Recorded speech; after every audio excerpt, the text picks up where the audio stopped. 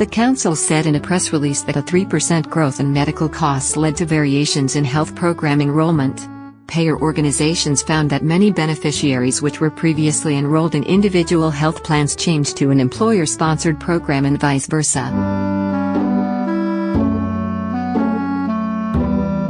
Individual health plan membership decreased by 35% from 2016 numbers, totaling 151,364 members by the end of 2017. Meanwhile, private small group insurance, 50 employees or less, enrollment increased by 16% and large group insurance grew by 1%. MCHP also found that Medicaid and Medicare enrollment in Minnesota grew by 7% and 3% respectively. MCHP payers earned revenues of $27 billion and paid $24.4 billion in medical costs, which resulted in an operating gain of 0.8%. Jim Showalter, president of MCHP, believes the changes in private and public payer enrollment patterns created cost analysis challenges for payers in 2017. As care gets more expensive, people are doing whatever they can to find the best possible options to care for themselves and their families. For 2017, a lot of people switched between employer group and individual health insurance or the other way around, said Showalter.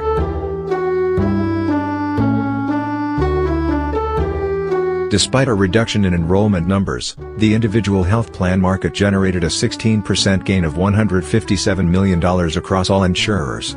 Individual health plan beneficiaries were the only group that experienced any decrease, 15%, in their medical bill expenses because premiums unexpectedly covered the majority of member claims costs.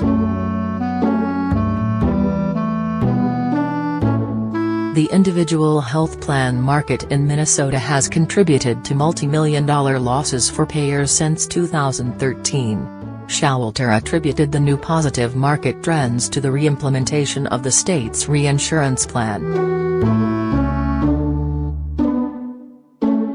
The fluctuation between unsustainable losses and unexpected gains shows how important Minnesota lawmakers' quick work on reinsurance was last year to help create calm for 2018, Showalter said.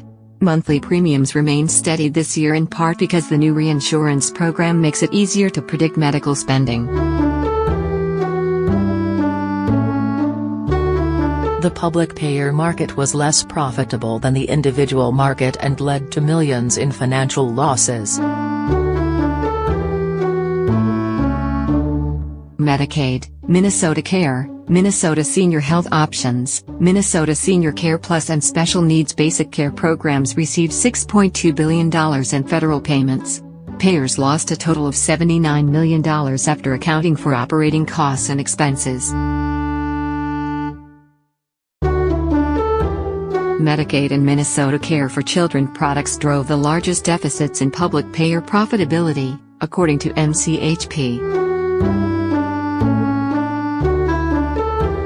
When looking exclusively at Medicaid and Minnesota Care for Children and Families, expenses were more than revenue for the second year, MCHP said.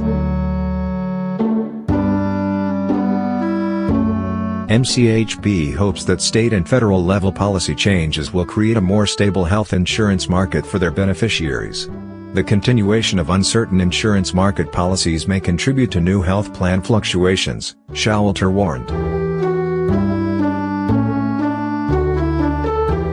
More public policy changes in St. Paul or Washington, D.C., could easily lead Minnesotans to switch again, causing real difficulties for people, Showalter said.